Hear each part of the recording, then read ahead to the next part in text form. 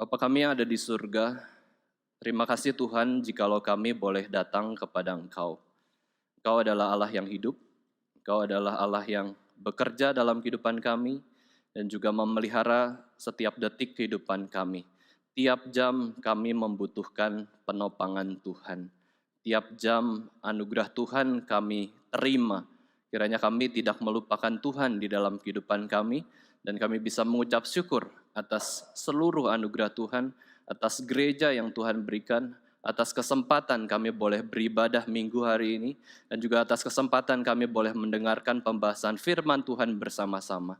Berkatilah Tuhan pengkhotbah, kiranya Tuhan memberikan bijaksana dalam menyampaikan firman Tuhan, dan kami juga berdoa untuk setiap kami yang mendengar, berikanlah kami hati seorang murid, berikanlah kami hati yang rendah hati, mau belajar dari firman Tuhan, mau terus fokus kepada Yesus Kristus, mau menyerahkan pikiran dan perasaan kami seperti pikiran dan perasaan Yesus Kristus. Berkatilah Tuhan, kami yang akan mendengarkan firman-Mu. Di dalam nama Tuhan Yesus Kristus, Tuhan dan Juru Selamat kami yang hidup, kami sudah berdoa dan mengucap syukur. Amin. Tema khotbah kita hari ini adalah hati nurani yang murni. Mari kita sama-sama membaca dari 1 Yohanes 3 ayat 19 sampai 24. Bersyukur kita sudah menghabiskan ya hari ini 1 Yohanes pasal yang ketiga. Saya akan bacakan untuk kita semua 1 Yohanes 3 ayat 19 sampai 24. Judul perikopnya adalah keyakinan di hadapan Allah. Demikianlah kita ketahui bahwa kita berasal dari kebenaran. Demikian pula kita boleh menenangkan hati kita di hadapan Allah, sebab jika kita dituduh olehnya, Allah adalah lebih besar daripada hati kita, serta mengetahui segala sesuatu. Saudara-saudaraku yang kekasih, jikalau hati kita tidak menuduh kita, maka kita mempunyai keberanian percaya untuk mendekati Allah. Dan apa saja yang kita minta, kita memperolehnya daripadanya, karena kita menuruti segala perintahnya dan berbuat apa yang berkenan kepadanya. Dan inilah perintahnya itu, supaya kita percaya akan nama Yesus Kristus anaknya, dan supaya kita saling mengasihi sesuai dengan perintah yang diberikan Kristus kepada kita. Barang siapa menuruti segala perintahnya, ia diam di dalam Allah dan Allah di dalam dia. Dan demikianlah kita ketahui bahwa Allah ada di dalam hati, dalam kita, yaitu roh yang telah ia karuniakan kepada kita. Bapak Ibu saudara sekalian, apa sih hati nurani itu? Manusia memiliki hati, betul. Tapi manusia juga memiliki hati nurani. Di dalam Alkitab, hati dijelaskan oleh perjanjian lama. Tetapi hati nurani dijelaskan oleh perjanjian baru. Perjanjian lama tidak pernah mengatakan hati nurani. Perjanjian lama menjelaskan hati yang mewakili seluruh aspek kehidupan manusia. Hati itu apa sih? Pikiran kita. Hati itu apa sih? Pusat hidup kita. Hati itu apa sih? Perasaan kita. Hati itu apa sih? Kehendak kita. Hati itu apa sih? Jati diri kita. Perjanjian lama jelaskan demikian. Tetapi perjanjian baru memberikan satu istilah baru di dalam kehidupan manusia, yaitu hati nurani. Apakah itu? Ya, apakah hati nurani yang ada di dalam kehidupan manusia? Biasanya ketika kita melihat seseorang melakukan kekejaman, Bapak Ibu Saudara sekalian, kalimat yang muncul dari kita yang penuh belas kasihan adalah orang itu tuh masih punya belas kasihan atau hati nurani atau tidak? Kamu tuh masih punya hati nurani enggak sih? Kok kamu kejam sih terhadap anakmu? Engkau itu ada hati nurani atau tidak? Kenapa kamu begitu kejam?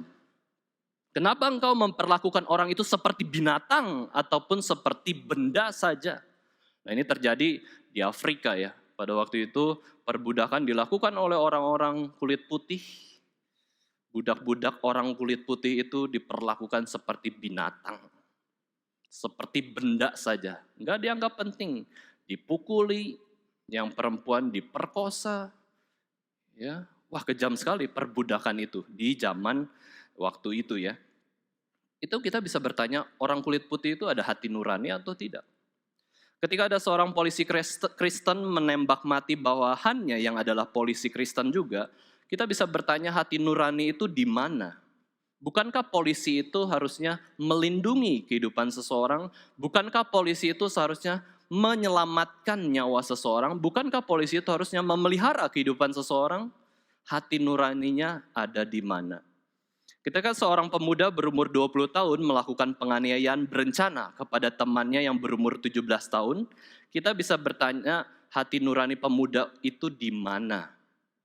Pemuda ini memukul temannya, menendang kepala temannya seperti main bola free kick, terus merayakan dengan gaya ala Ronaldo sampai temannya tidak sadarkan diri, kemudian koma di rumah sakit kurang lebih 2 minggu.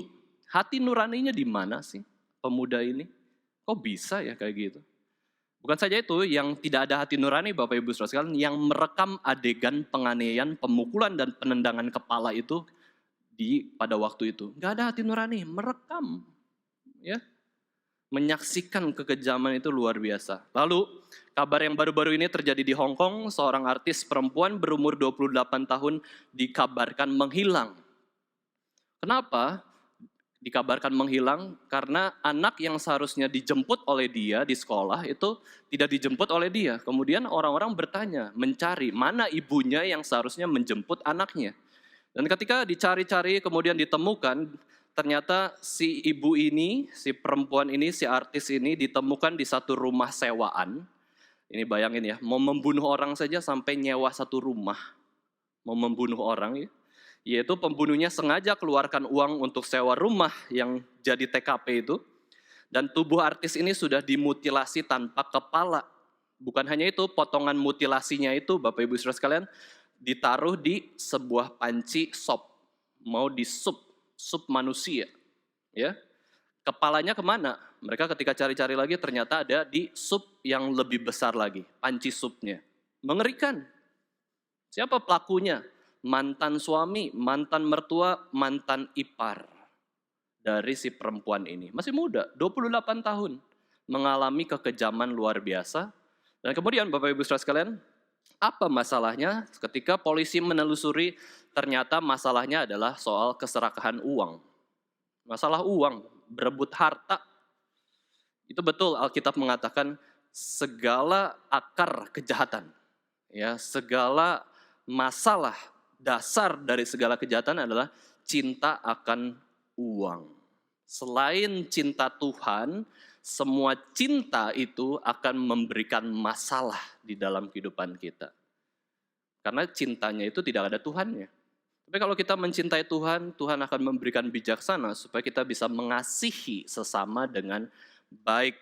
Cinta akan hal selain Tuhan, itulah akar segala kejahatan. Menomorsatukan selain Tuhan, itu akar segala kejahatan. Bapak Ibu Saudara sekalian, cinta akan uang? Harusnya jawab tidak. Kita cintai Yesus Kristus. Kita mengasihi Kristus. Mengasihi Yesus Kristus saja banyak masalah kok. Apalagi mengasihi bukan Yesus Kristus. Tadi di dalam pembacaan perikop bersama itu, kita katakan kita mengasihi Yesus, kita berasal dari Tuhan, dunia membenci kita. Yesus berasal dari surga, Yesus tidak pernah melakukan kesalahan, Yesus tidak pernah melakukan dosa, Yesus selalu mengasihi manusia dengan sempurna, Yesus selalu mengasihi Allah dengan segenap hati, dibenci orang. Dan orang membenci itu dikatakan tadi tanpa alasan. Tanpa alasan orang bisa membenci Yesus Kristus. Apalagi kita sih. Kita banyak dosa, kita banyak salah, kita banyak kasih pesan yang salah, kita seringkali munafik. Pasti ada masalah. Apakah kita mau menambah masalah dengan mencintai berhala-berhala yang bukan Yesus Kristus? Kita harus mencintai Yesus Kristus. Jangan sampai kita cinta akan uang. Nanti kita tidak akan ada hati nurani. Nah, beberapa definisi hati nurani Bapak Ibu Saudara sekalian yaitu anugerah umum bagi jiwa manusia. Anugerah umum, itu hal yang baik hati nurani tersebut ya. Khususnya hati nurani itu akan mengaktifkan atau merangsang jiwa kita untuk merasa sedih ketika ada kekejaman terjadi. Ketika ada ketidakadilan terjadi, ketika ada kesalahan yang terjadi itu kita merasa sedih, salah, something wrong. Kemudian bukan saja itu, hati nurani juga menolong kita merasa ikut bersukacita ketika ada kebenaran yang dinyatakan, keadilan yang dilakukan, ada sukacita yang baik, itu ada hati nurani bersukacita juga, mendorong kita sukacita. Itu adalah anugerah umum Allah untuk kita bisa berespon secara tepat yang sesuai dengan yang Tuhan mau. Yang kedua, kata Yunani dari hati nurani adalah suneidesis yang berarti kesadaran moral atau moral awareness. Itu adalah hati nurani. Seorang teolog mengatakan bahwa hati nurani adalah fakultas moral di dalam diri manusia yang bisa menilai apa yang baik dan buruk. Wah, kalau saya ingat definisi tentang hati nurani, ternyata ya ini seperti definisi bijaksana, hikmat. Hikmat Salomo itu membedakan yang buruk, yang baik, yang salah, yang benar, yang adil, tidak adil. Itu hikmat. Ternyata kita punya hikmat itu karena apa? Hati nurani. Hati nurani ini merupakan fakultas moral. Ya, merupakan suatu fakultas ya, moral dalam diri manusia untuk bisa membedakan. Sesuatu yang bisa dikumpulkan sehingga kita bisa teliti apakah itu baik atau buruk. Yang ketiga, hati nurani adalah kemampuan manusia untuk menilai dan memeriksa hidupnya apakah sudah sesuai hukum Tuhan atau norma yang berlaku di dalam masyarakat atau tidak. Ini berarti hati nurani sebagai hakim yang adil. Hati nurani yang kuat, dia bisa peka nih. Ini orang ini bad person. Ya, orang ini baik. Orang ini bijaksana, orang ini adil. Tetapi hati nurani ternyata, Bapak Ibu Saudara sekalian, hati nurani itu kan kita percaya bahwa total depravity, sudah jatuh ke dalam dosa. Maka hati nurani yang lemah dan sudah ditekan oleh dosa ini, kita bisa tidak peka terhadap hukum Allah. Ada orang yang dipenjara kemudian akhirnya bertobat, sadar, aku salah, aku tidak mau melakukan dosa lagi. Tapi ada orang juga yang dipenjara itu nggak sadar. Kenapa? Hati nuraninya sudah lemah. Sudah dimatikan oleh dirinya sendiri. Sudah diabaikan luar biasa. Sehingga anugerah umum Tuhan ini disia-siakan oleh orang tersebut. Orang yang keluar dari penjara tersebut akan melakukan dosa itu lagi. Ini bedanya. Hati nurani. Kemudian hati nurani juga adalah saksi dalam diri manusia. Saksi apa? Saksi akan hukum Tuhan yang tertulis di dalam hukum Taurat Alkitab. Kita punya hati nurani secara tertulis, yaitu 10 hukum Tuhan, 10 hukum Taurat. Tetapi kita juga orang yang tidak punya hukum Taurat, Bapak Ibu Saudara sekalian, orang yang tidak membaca 10 perintah Musa ini, mereka juga punya hati nurani. Bahkan tidak tertulis, itu dalam hati mereka. Mereka punya 10 hukum itu. Mereka tahu kok, dosa-dosa yang dilarang itu tidak boleh dilakukan. Apakah seseorang itu sudah jalankan hukum Tuhan atau belum? Saksi pertamanya siapa? Hati nurani. Diri kita sendiri ya. Dan yang terakhir definisi yang saya akan bagikan adalah orang Puritan. Menyebut hati nurani seperti apa? Ini dalam konteks pemerintahan dan keamanan ya. Dia katakan hati nurani itu adalah God's deputy and vice regent within us. Hati nurani adalah wakilnya Tuhan dan bupatinya Tuhan dalam diri kita. Bukan saja itu, hati nurani adalah God's spy in our bosoms. Mata-matanya Allah di sanubari kita, itu hati nurani. Ya, God's spy. Terus yang ketiga, God's surgeon, which he employs to arrest the sinner. Sersannya atau polisinya Tuhan yang dia utus, ditugaskan untuk menangkap orang yang berdosa, itu hati nurani. Yaitu hati nurani dalam diri semua orang. Nah, salah satu contoh hati nurani yang murni, yang baik dalam kasus apa? Saya berikan contoh yaitu Saul dan Daud. Ya, dalam 1 Samuel 24, di situ diceritakan bahwa pada waktu Saul itu sudah iri hati sama Daud, ya, Saul itu membawa 3.000 pasukan untuk mengejar Daud yang berlari-lari, yang takut dibunuh oleh Saul. Ya, Saul iri hati. Kenapa sih para perempuan memuji Daud? Ya, pernah menombak Daud sampai Daud akhirnya lari dari Saul. Saul membawa 3.000 orang untuk membunuh Daud di gunung batu, ya, pegunungan batu-batuan yang bernama Kambing Hutan. Lalu Saul sampai ke kandang-kandang domba di tepi jalan. Jadi di tepi jalan itu ada kandang-kandang domba. Kemudian di sana itu ada gua. Ya, di sana itu ada gua. Kemudian Saul berpikir kebetulan nih perut saya lagi sakit ya, lagi diare kali atau apa ya, habis makan pesta besar mungkin. Udah nih itu ada gua, saya ke sana mau BAB dulu ya, buang air besar dulu. Ternyata di situ Daud dan para pengikutnya sembunyi di bagian sudut dari gua. Saul masuk ke sana buru-buru kan. Wah, masa saya membiarkan prajurit menunggu saya BAB kan? Ya udah, masuknya nggak terlalu dalam. Kalau terlalu dalam, shock Saul ya, nggak jadi BAB, berperang dengan Daud gitu ya. Kemudian Saul ya BAB di situ. Kemudian di situ Daud dan para pengikutnya itu melihat Saul. Ya, pengikut Daud katakan, telah tiba hari yang dinyatakan Tuhan bahwa Tuhan akan menyerahkan musuhmu Daud kepada kamu, kepada tanganmu sendiri. Perbuatlah apa yang menurut kamu baik. Daud dinasihati pengikutnya demikian. Kamu udah lihat Saul kan lagi BAB, ya lagi dalam kondisi tidak menjaga diri. Sekarang kamu putuskan Daud, yang menurut kamu baik itu apa? Ya, yang menurut baik itu apa? Terus kemudian apa yang terjadi? Daud bangun, ya bangun dari tempat duduknya di dalam gua tersebut. Kemudian dia ambil pisau, memotong puncak atau ujung dari jubah Raja Saul. Potong dulu. Itu yang bisa dia lakukan. Daud nggak berpikiran bunuh Saul, enggak. Dia pikir supaya bisa menegur Saul dengan hormat. Yaitu apa? Memotong ujung jubah dari Raja Saul. Ketika Daud memotong puncak jubahnya itu, ujung jubahnya itu, tiba-tiba hati Daud itu berdebar-debar. Ya, jantung itu berdetak lebih kencang. Dan dia mengatakan bahwa dijauhkanlah Tuhan, ya dijauhkan Tuhanlah ya, kiranya daripadaku untuk melakukan hal yang demikian kepada Tuanku, kepada orang yang diurapi Tuhan, yakni membunuh dia, menjamah dia, sebab dialah orang yang diurapi Tuhan. Jadi, kita bisa lihat ketika Daud memotong, kemudian hatinya berdebar-debar, itu dari mana? Ya, itu dari mana? Kemudian dia bisa mengatakan bahwa dijauhkanlah Tuhan dariku, ya jangan sampai aku itu membunuh Saul. Itu dari hati nuraninya. Hati nurani yang murni, yang sesuai dengan kebenaran firman Tuhan. Roh Kudus memurnikan hati nurani Daud, sehingga Daud tuh mengatakan betul, berdebar-debar itu kan salah kan, ada sesuatu yang salah jangan. Ya ini dalam konteks Daud.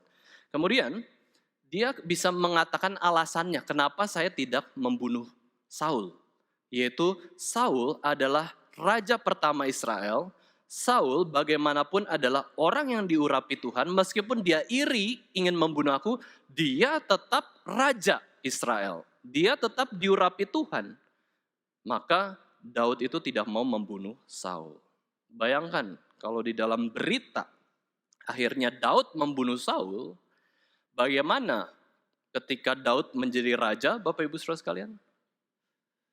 Bawahan-bawahannya juga bisa berpikir, saya mau jadi raja menggantikan Daud, ya bunuh saja Daud. Sama seperti Daud membunuh Saul. Itu bahaya sekali. Ya, perbuatan kita itu ternyata ada efeknya ke depan. Daud pun bisa dibunuh loh, oleh orang yang di bawahnya, yang ingin menjadi raja. Tapi Daud enggak loh. Dia hati nuraninya bekerja, dan Daud bahkan cegah pengikutnya, jangan bangkit membunuh Saul. Bukan saja hati nuraninya berbicara pada dirinya sendiri dan mengatakan keputusan yang baik dan benar adalah menolak untuk membunuh, tetapi juga melarang orang lain pengikutnya untuk membunuh Saul. Nah, ini hati nurani yang murni, Bapak Ibu Saudara sekalian ya. Martin Luther ya, berkaitan dengan hati yang murni, dia pernah mengatakan satu kalimat seperti ini. Jika saya tidak diyakinkan kitab suci, saya tidak bisa menerima otoritas paus atau konsili atau gereja Katolik. Kalau saya tidak diyakinkan oleh firman Tuhan. Karena mereka, paus maupun konsili pada waktu itu, berkontradiksi satu dengan yang lainnya. Kemudian dia lanjutkan, hati nurani saya ditawan oleh firman Tuhan. Ya, hati nurani saya ditawan oleh firman Tuhan.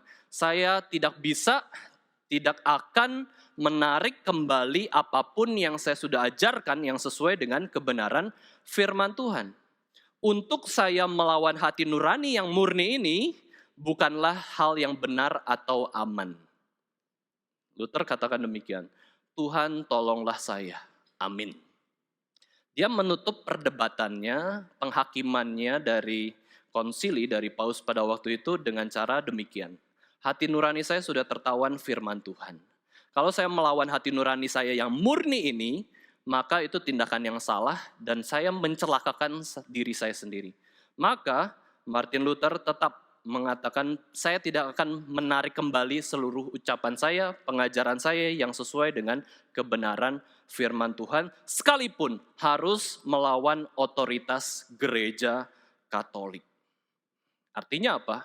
Luther siap diekskomunikasi, artinya apa? Luther siap terancam nyawanya oleh kekuasaan Katolik pada waktu itu. Gambaran hati nurani, Bapak Ibu Saudara sekalian, ada juga di 1 Timotius 4 ayat 2 yang menggambarkan bahwa hati nurani yang tidak murni atau berdosa. Itu seperti apa sih hati nurani yang tidak murni dan begitu berdosa? Itu seperti kita punya cap dengan besi panas, kemudian kita capkan itu dalam hati kita. Itu namanya hati nurani yang lemah, yang keras, yang sudah terbakar dosa ya, yang sudah tidak sensitif lagi, tidak berperasaan, tidak berperi kemanusiaan, bahkan tidak berperi kebinatangan atau peri tumbuhan gitu ya. Itu karena apa? Seperti besi panas sudah ada dalam hatinya, keras. Ya, hatinya tuh begitu terbakar. Paulus menjelaskan bahwa hati nurani yang sudah terbakar itulah orang-orang yang kejam terhadap orang lain yang hati nuraninya sudah terpolusi oleh dosa. Dan itu memang terjadi dalam kehidupan kita sehari-hari. Kita percaya teologi reform mengajarkan total depravity. Artinya keseluruhan aspek hidup kita itu sudah jatuh ke dalam dosa. Sudah tercemar oleh dosa. Maka dari itu, hati nurani kita yang adalah anugerah umum Tuhan pun sudah tercemar oleh dosa.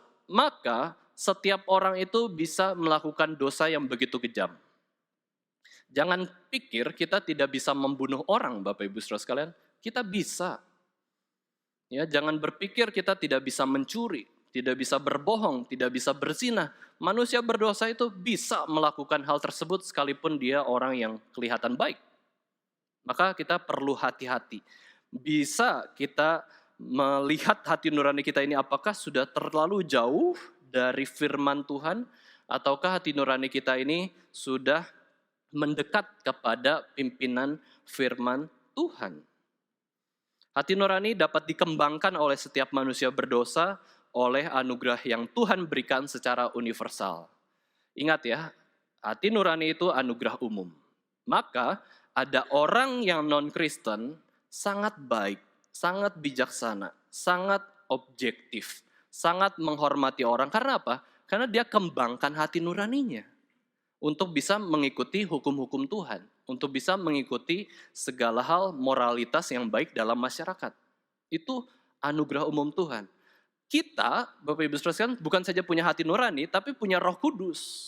Makanya orang Kristen itu seringkali dituntut harus berbeda dengan dunia.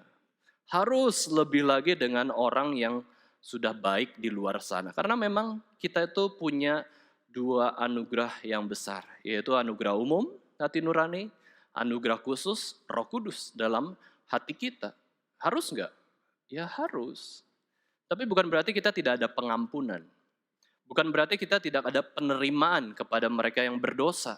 Bukan berarti kita tidak ada pemberian kesempatan kepada mereka yang mau bertobat, mau datang kepada Tuhan, sama-sama manusia berdosa, kita pun manusia berdosa, tidak ada orang yang tidak berdosa, sama-samalah kita datang ke gereja Tuhan. Gereja Tuhan adalah kumpulan orang berdosa juga. Bukan hanya kumpulan orang yang benar, sudah dibenarkan oleh darah Kristus.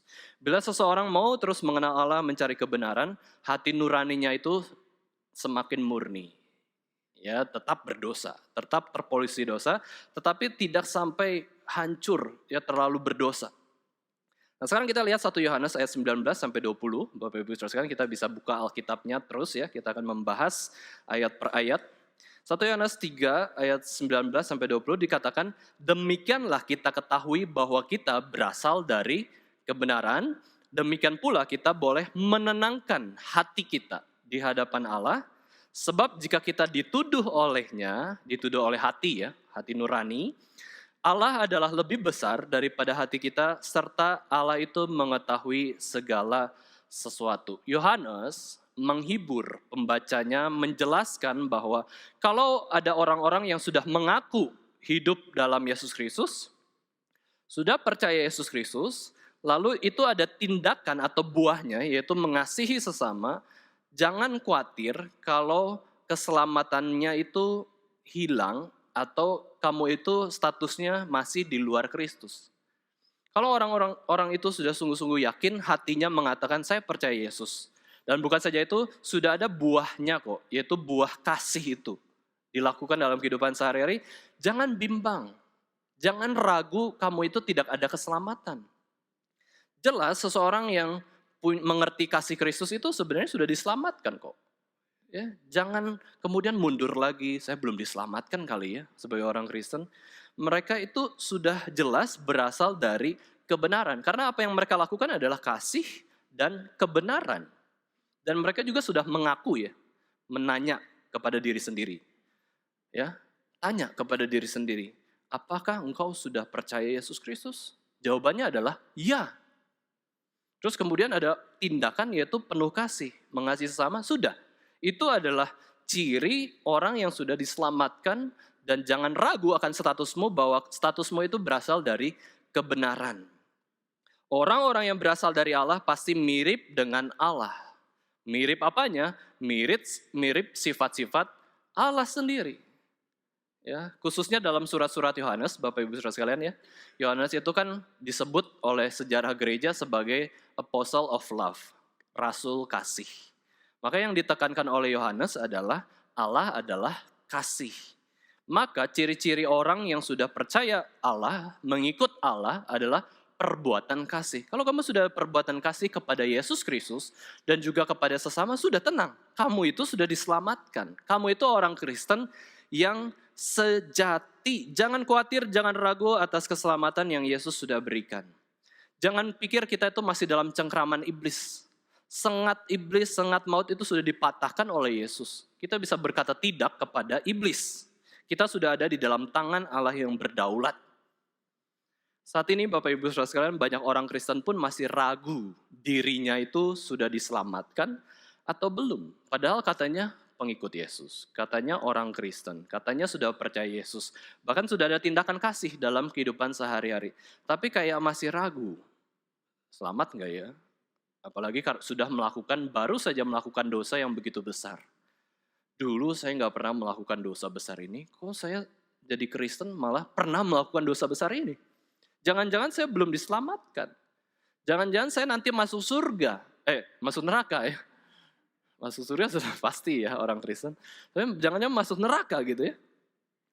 Akhirnya mereka mengalami kebingungan. Apakah dirinya itu sudah diselamatkan atau belum? Padahal sudah.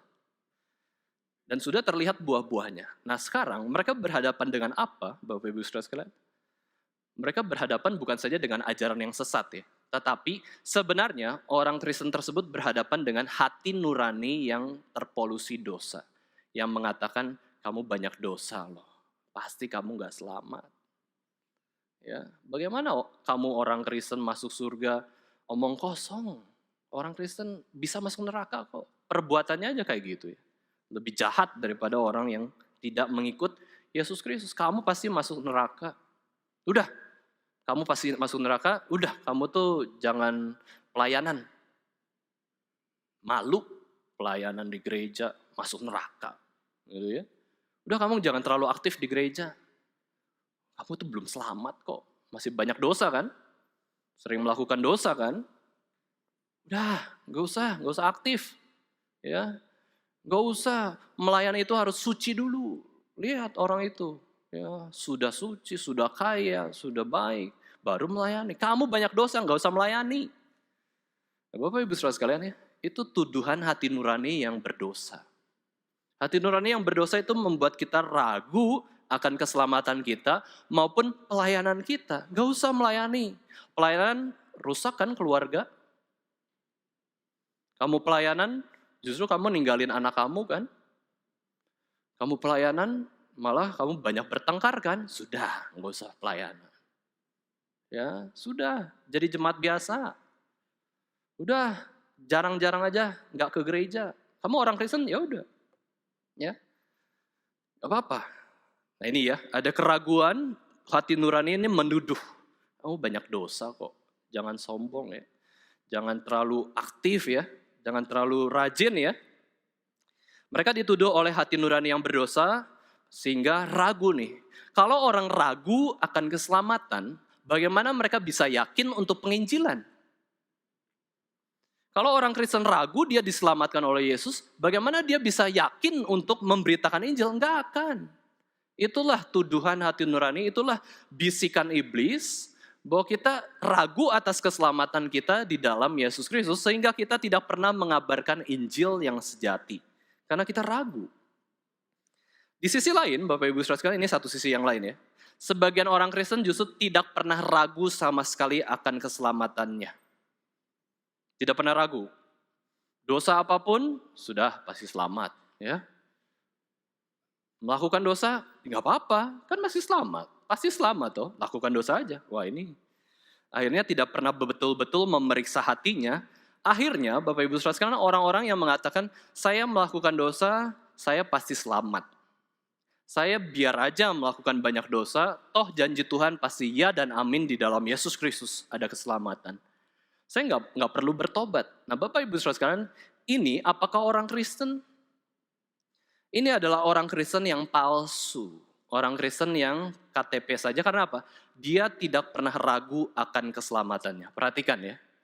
Orang Kristen palsu tidak pernah ragu sekalipun akan keselamatannya. Karena apa? Karena dia bisa terus melakukan dosa karena keselamatan yang pasti itu. Itu pasti orang Kristen yang palsu. Orang Kristen yang sejati juga pasti sadar saya tidak akan kehilangan keselamatan, tapi membuat dia itu tidak mau melakukan dosa. Sedangkan orang Kristen yang palsu, saya yakin saya selamat di dalam Yesus Kristus, tapi saya lakukan dosa terus. Lakukan dosa terus, lakukan dosa terus. Dia adalah orang Kristen yang palsu. Di mana ayatnya bahwa ada orang Kristen yang palsu? Ada orang Kristen yang menganggap dirinya itu sudah selamat, tapi lakukan dosa terus-menerus. Nah, mari kita buka Matius 7 ayat 21 sampai 23. Nah, ini adalah ayat yang salah satu yang paling mengerikan di dalam Alkitab adalah ayat ini ya. Matius 7 ayat 21 sampai 23.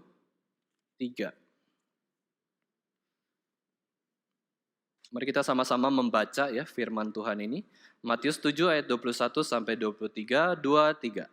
Bukan setiap orang yang berseru kepadaku, Tuhan, Tuhan, akan masuk ke dalam kerajaan surga, melainkan dia yang melakukan kehendak Bapakku yang di surga. Pada hari terakhir, banyak orang akan berseru kepadaku, Tuhan, Tuhan, bukankah kami bernubuat demi namamu dan mengusir setan demi namamu dan mengadakan banyak mujizat demi namamu juga? Pada waktu itulah aku akan berterus terang kepada mereka dan berkata, aku tidak pernah mengenal kamu. Enyahlah daripadaku kamu sekalian pembuat kejahatan. Jadi orang Kristen ini, tanda kutip Kristen, orang Kristen KTP ini mengatakan, saya percaya Yesus. Cuman sebatas di luar hidupnya. Saya berdoa dalam nama Yesus, melakukan mujizat, mengabarkan Injil bahkan ya. Dia melakukan pekabaran Injil, tapi Yesus itu masih di luar hatinya. Dia tidak menerima sungguh-sungguh Yesus Kristus, tidak mengenal siapakah Yesus Kristus. Bahkan dia itu melakukan kebaikan dengan kesombongan. Ya, Sabtu lalu saya membawakan PA di Pemuda tentang kerendahan hati ya. Kerendahan hati menjadi salah satu virtue atau kebajikan yang mendasari kebajikan-kebajikan lainnya. Kalau kita tidak punya rendah hati, Bapak Ibu Saudara sekalian, apapun kebaikan yang kita lakukan pasti buruk.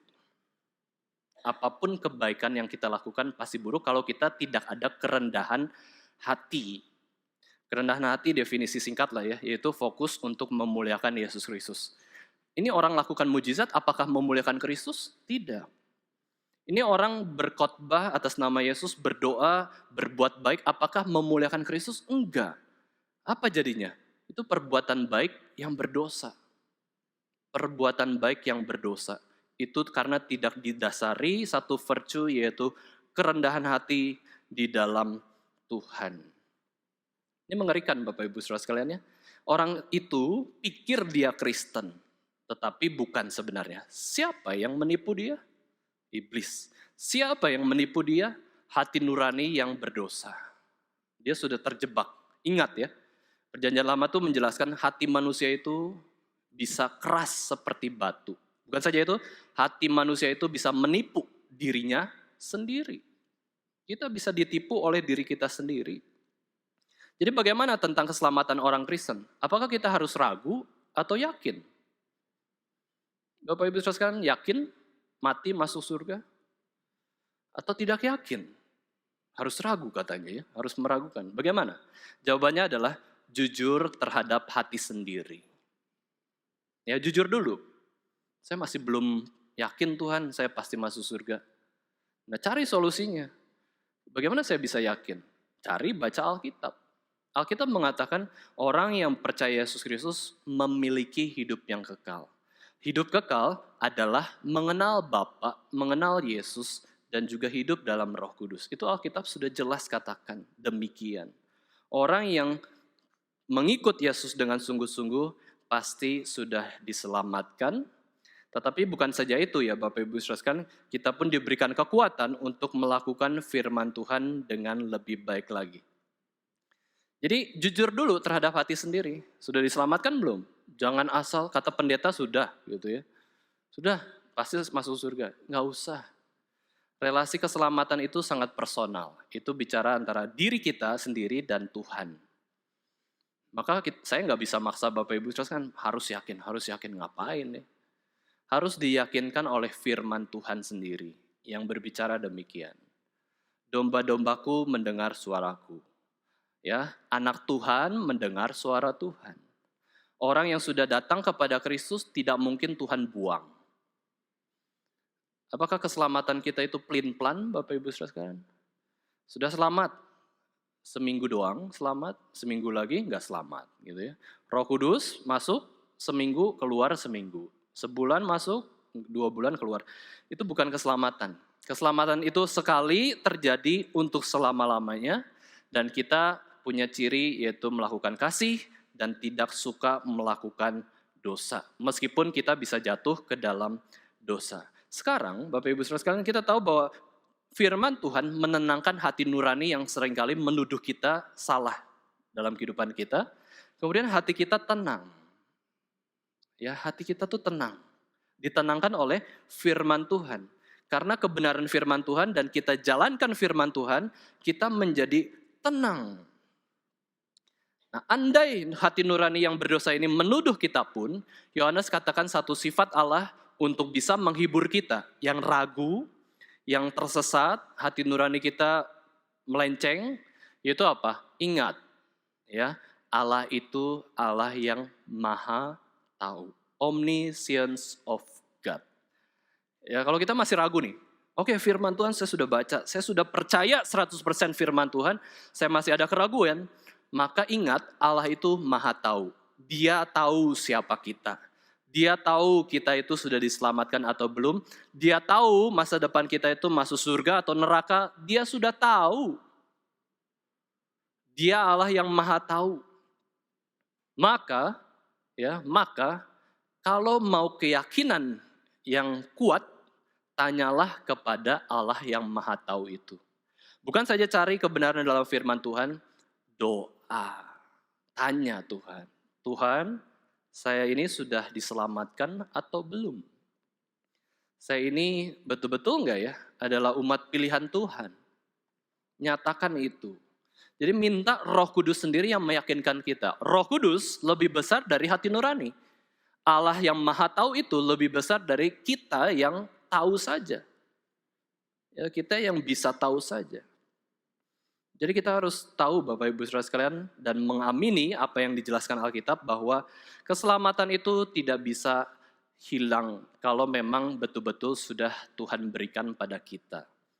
Kita saja yang mereka-reka apakah kita itu sudah selamat atau belum. Tapi keselamatan yang di dalam Kristus itu sekali ada tetap selama-lamanya karena Allah itu konsisten, Allah itu setia pada janjinya, dan Allah itu tidak mungkin mengingkari janjinya. Nah, inilah kita bisa melihat ya, hubungan hati nurani dengan firman Tuhan, hubungan hati nurani dengan Roh Kudus sendiri. Kita akan semakin memiliki hati nurani yang murni ketika kita ditolong oleh firman Tuhan maupun Roh Kudus. Jadi kita bisa lihat hati nurani ini bergema, Bapak Ibu Saudara sekalian, bersuara. Ya, hati nurani ini bersuara, ada dua suara. Suara yang baik, yang sesuai dengan hukum Tuhan, atau suara yang bertentangan dengan hukum Tuhan, suara yang berdosa.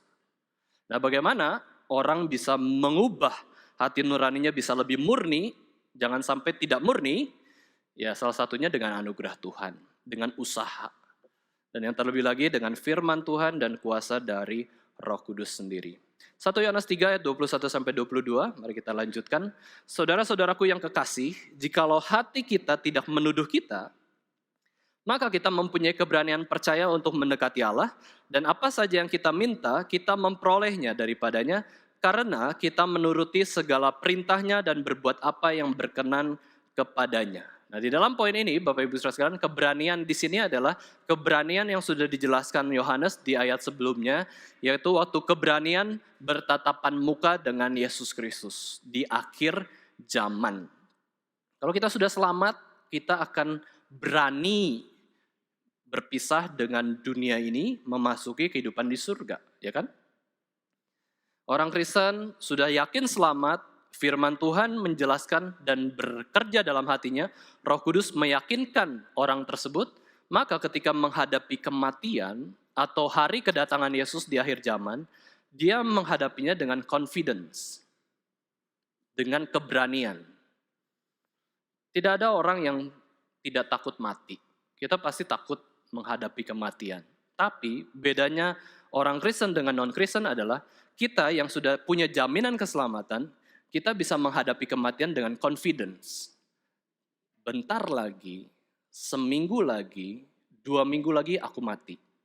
Tapi seminggu lagi, 2 minggu lagi, aku akan bertemu dengan Yesus di surga. Ini confidence. Ya. Ini confidence dari Tuhan. Selain itu, keberanian itu juga adalah tanda relasi yang intim dengan Tuhan. Ya, waktu kita yakin diselamatkan, Roh Kudus meyakinkan kita, kita punya keberanian untuk apa? Semakin dekat dengan Tuhan.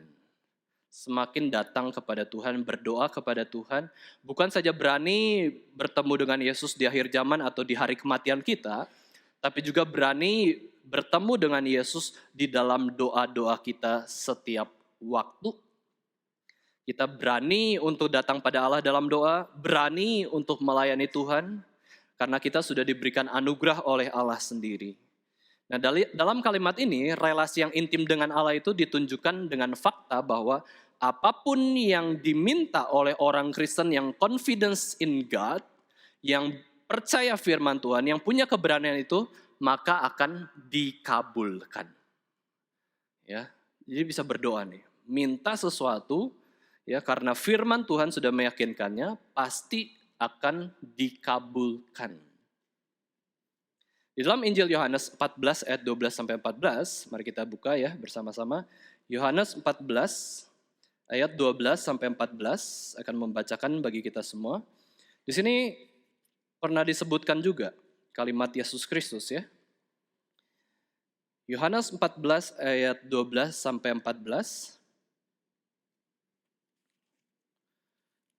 Saya akan membacakan ya. Aku berkata kepadamu, sesungguhnya barang siapa percaya kepadaku, ia akan melakukan juga pekerjaan-pekerjaan yang aku lakukan, bahkan pekerjaan-pekerjaan yang lebih besar daripada itu. Sebab aku pergi kepada Bapa. Dan apa juga yang kamu minta dalam namaku, aku akan melakukannya supaya Bapa dipermuliakan di dalam Anak. Jika kamu meminta sesuatu kepadaku dalam namaku, aku akan melakukannya. melakukannya. Biasanya dicomot yang paling terakhirnya saja. Sehingga jadi ajaran sesat. Kita berdoa asal dalam nama Yesus pasti terjadi. Ini ajaran sesat. Ya, kita berdoa dalam nama Yesus kalau tidak sesuai dengan kehendak Tuhan, tidak sesuai dengan kehendak Bapa, tidak akan terjadi. Ya, karena nama Yesus itu kita sudah permainkan, kita sudah hina-hina untuk kepentingan diri kita. Orang yang bisa berdoa dalam nama Yesus itu sudah dimurnikan hati nuraninya, dan dia tahu kehendak Bapa dalam hidupnya secara spesifik itu apa, maka ketika dia doakan, terjadi. Karena apa yang dia inginkan dalam hati nuraninya ternyata sesuai dengan kehendak Bapa di surga, terjadi. Itu pasti dikabulkan. Ya. Yohanes 15 ayat 7, kita lihat lagi ya. Yohanes 15 ayat 7. Itu juga suatu ayat yang bisa disalah tafsirkan ya. Yohanes 15 ayat 7. Mari kita baca bersama-sama ya. 1, 2, 3.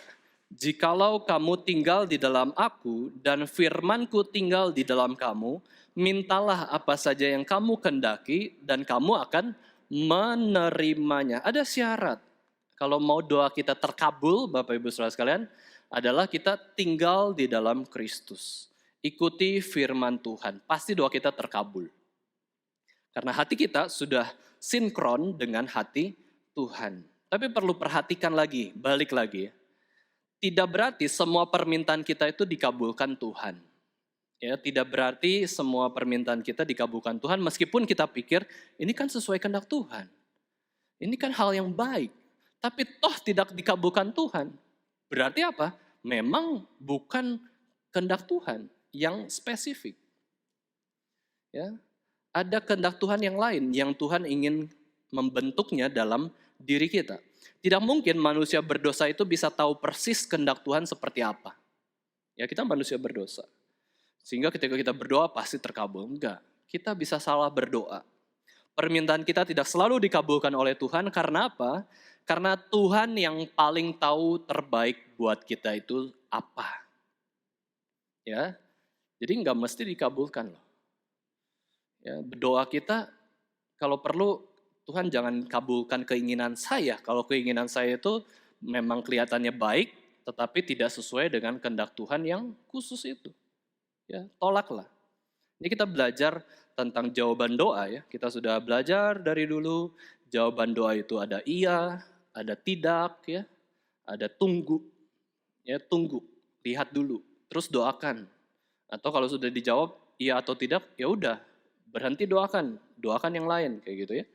Permohonan yang dikabulkan Tuhan adalah permohonan yang cocok dengan kehendak Tuhan dan perkenanan hati Tuhan.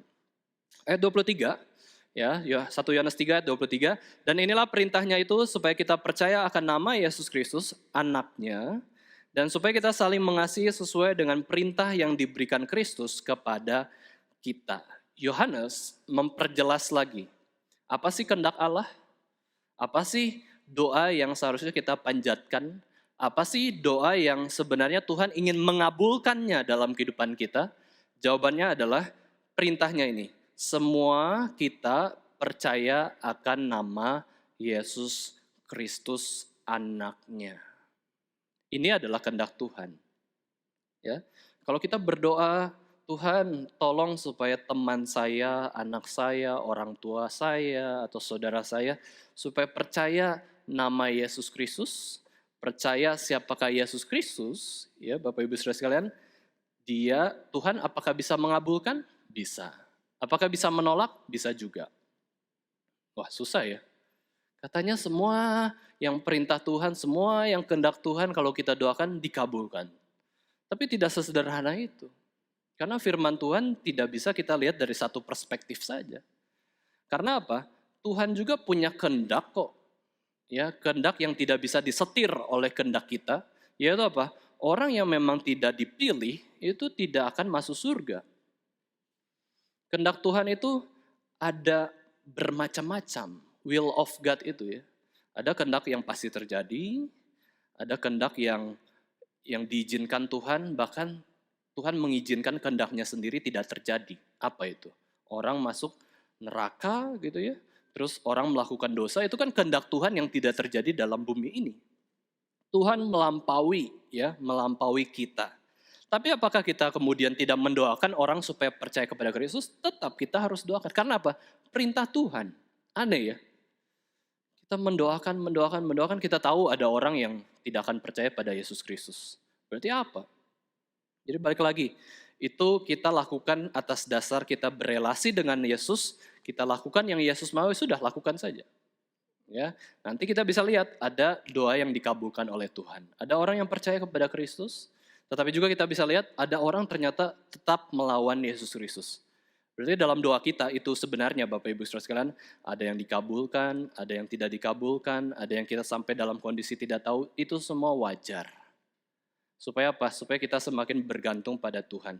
Yang kedua, yang harus kita doakan juga adalah supaya kita saling mengasihi sesuai dengan perintah yang diberikan Kristus kepada kita. Jadi Yohanes memfokuskan kepada bicara doktrin, dua doktrin yaitu apa? Doktrin keselamatan dan doktrin pengudusan.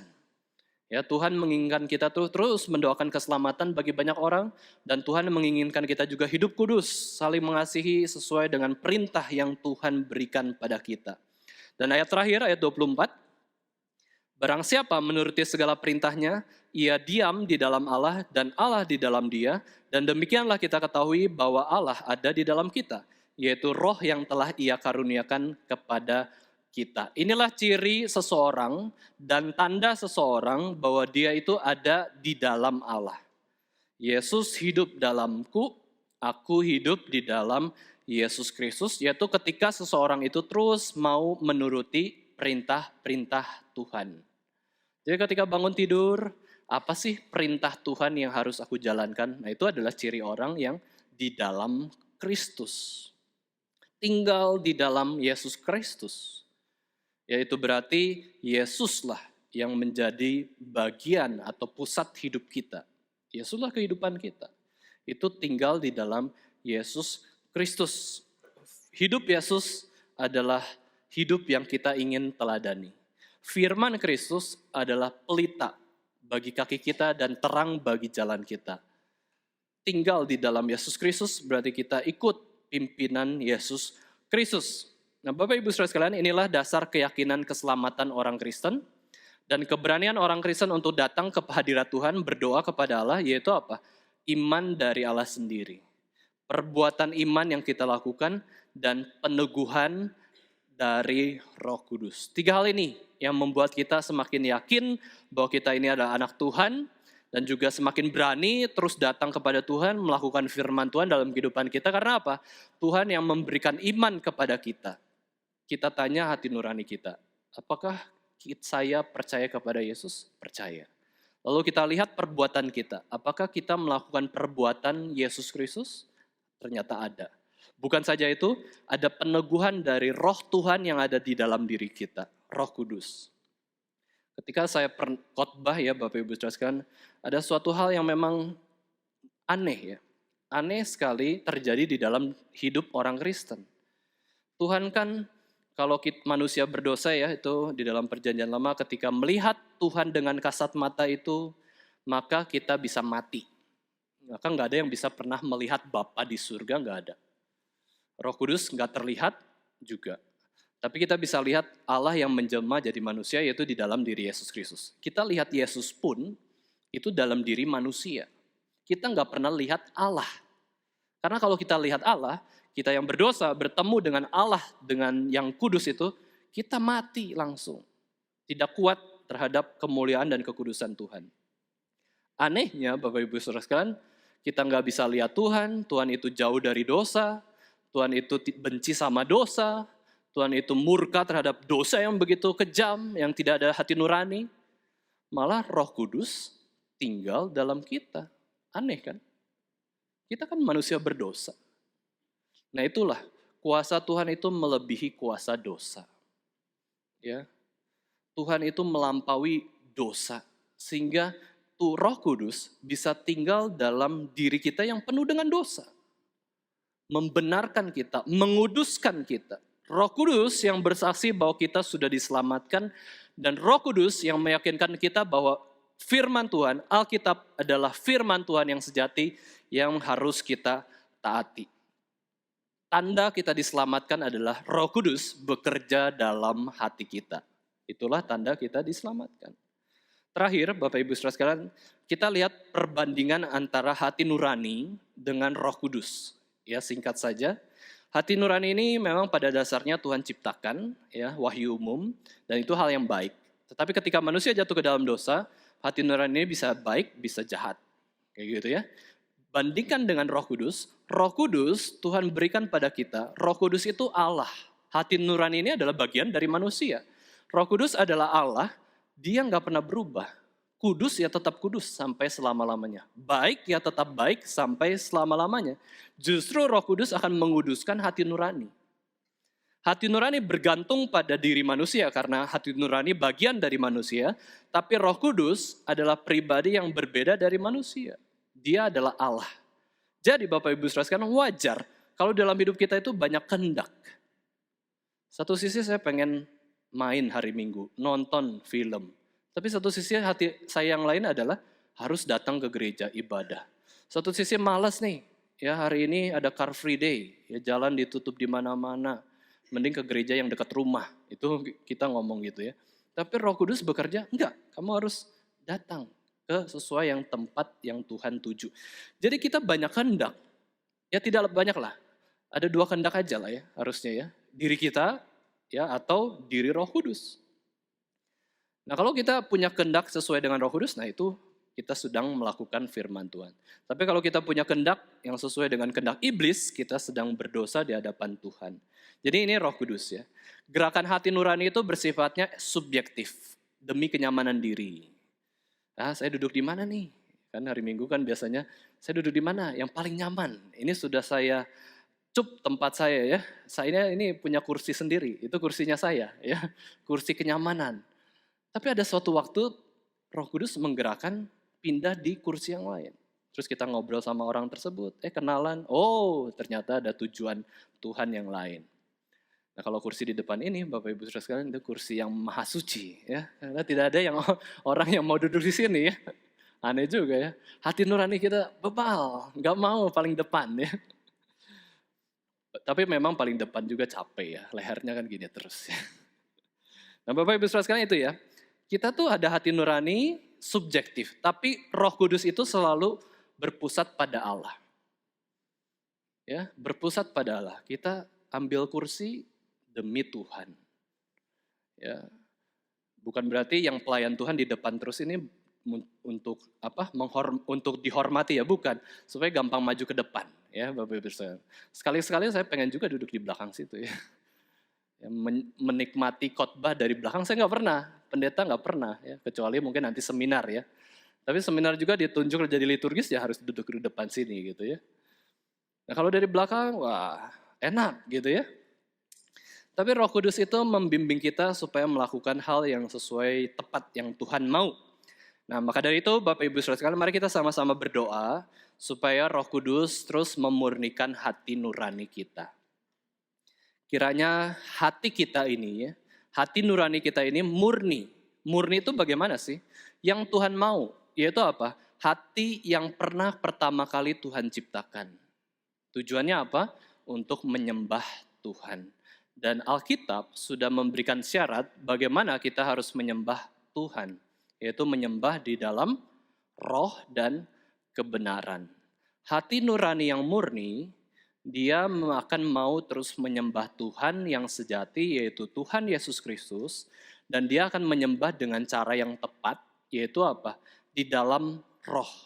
Sederhananya, Pendeta Stephen Tong definisikan dengan begitu baik, menyembah dalam roh berarti ikut pimpinan Roh Kudus. Ingat, pekerjaan utama Roh Kudus adalah selalu memuliakan Yesus Kristus. Yang kedua, menyembah Allah di dalam kebenaran berarti apa? Yaitu kita ikut kebenaran firman Tuhan, Alkitab. Ini kan kebenaran, truth, spirit and truth. Ya, Holy Spirit and truth of the word. Itu yang seharusnya hati nurani kita muncul terus dalam kehidupan kita sebagai orang Kristen. Hati nurani orang Kristen bisa berdosa. Ya, selalu menuduh kita, menyangkal kehendak Tuhan. Maka dari itu kita harus usahakan terus. Itu adalah hal yang bisa kita usahakan. Karena apa? Paulus berkata dalam Kisah Rasul 24 ayat 16, sebab itu aku senantiasa berusaha untuk hidup dengan hati nurani yang murni di hadapan Allah dan manusia. Ya, coba kita baca ya, ayat ini sangat bagus sekali. Kisah Rasul 24 ayat 16. Kita baca, buka suara bersama-sama. Paulus itu terus mengusahakan agar hati nuraninya itu baik. Kisah Rasul 24 ayat yang ke-16. 1, 2, 3.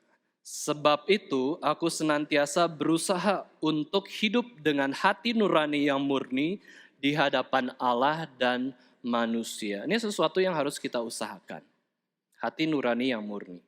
Salah satu pelayanan yang bisa membentuk hati nurani kita menjadi murni adalah pelayanan rumah sakit. Ya, Bapak Ibu Saudara sekalian. Kita dalam seminggu sudah begitu banyak kesempatan Tuhan buka loh untuk pelayanan rumah sakit di kota Solo ini. Saya nggak tahu apakah ada gereja, satu gereja kecil yang bisa melayani 3 rumah sakit selain Geri Solo. Coba cari ya, coba survei ya. Mungkin ada. Tapi kita melayani Selasa Triharsi, Kamis Indriarti, Sabtu Dr. Un Solo Baru, Kandang Sapi.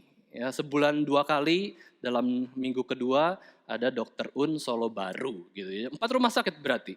Bayangkan, ya bayangkan. Apa sih yang Tuhan mau nyatakan bagi kita? Ya, apa sih? Tuhan kok kasih begitu banyak ya kepada Geri Solo untuk melayani rumah sakit di kota Solo ini? Yaitu Tuhan ingin membentuk hati nurani kita yang murni. Kita nggak kunjungan rumah sakit, nggak akan ada yang marah. Saya misalkan, males Sabtu ini ya ke rumah sakit. Siapa yang marah?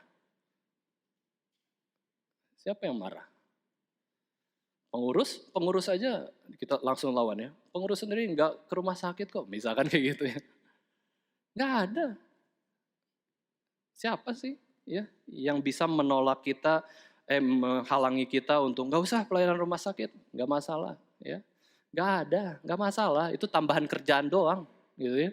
Tambahan kerjaan doang. Gereja ini ya gereja yang ya udah, yang penting ibadah minggu aja. Bahkan ada gereja yang demikian ya. Nggak usah ada PA, nggak usah ada PD, yang penting ibadah minggu cukup. Ya, nggak usah pelayanan rumah sakit dan lain-lain. Tapi ketika ada pelayanan ini, Bapak Ibu Saudara sekalian, kita dituntut untuk bersimpati, ya, berbuat baik, menghibur saudara kita yang sedang sakit dan kesusahan dengan hati yang tulus, tanpa motivasi, tanpa keuntungan, ya justru rugi kok, ya, rugi waktu, rugi tenaga, ya. Dan uniknya Tuhan memberikan penyertaan Tuhan. Ya, ini peneguhan dari Tuhan juga, dari Roh Kudus, bahwa pelayanan ini harus dikerjakan. Ya, buktinya apa? Tidak ada pelayanan yang terbengkalai, meskipun begitu banyak. Kalau terbengkalai kan, ya berarti pasien itu tidak dikunjungi oleh kita, tetapi sebenarnya kalau kita tidak kunjungi pun, gereja lain mengunjungi dia. Ya, jadi kita yang rugi kalau kita tidak pelayanan ya. Dan uniknya ya, saya berikan satu contoh ya. Pernah suatu waktu saya pelayanan di rumah sakit, dan karena harus pindah-pindah lift ya Bapak Ibu Saudara sekalian, saya waktu itu pas lagi ramah lah ya, pas lagi ramah ketemu pegawai kebersihan yang membersihkan lift. Terus saya sapa, halo Pak. Terus langsung pertanyaan itu langsung muncul, padahal saya nggak siapin apa-apa. Oh, biasa tugas kebersihan bagian mana aja Pak di dalam rumah sakit ini? Oh, saya kebersihannya cuma lift doang. Semua lift yang ada di rumah sakit itu tanggung jawab saya. Oh, oke ya. Wah, oke. Terus udah nyampe 1 lantai, saya harus keluar. Oh ya Pak, semangat ya kerjanya, saya bilang gitu ya. Nah, terus kemudian kunjungi, terus pindah lagi lift yang lain, ketemu pegawai kebersihan itu lagi. Waduh, ini gimana ya?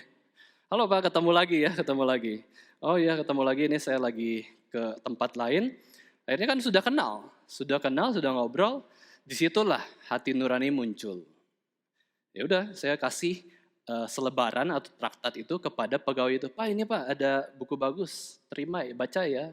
Oh ya, langsung diterima. Ya, langsung diterima. Karena apa? Sebelumnya udah kenal dulu. Terus pertemuan kedua, ya ngapain lagi ya, kita mau ngapain lagi, ngobrol apa lagi, singkat banget itu cuma di lift loh. Cuma di lift tuh nggak nyampe 1 menit. Ya, akhirnya saya berikan, Pak ini Pak ada bacaan buat Bapak. Nah itu anugerah untuknya.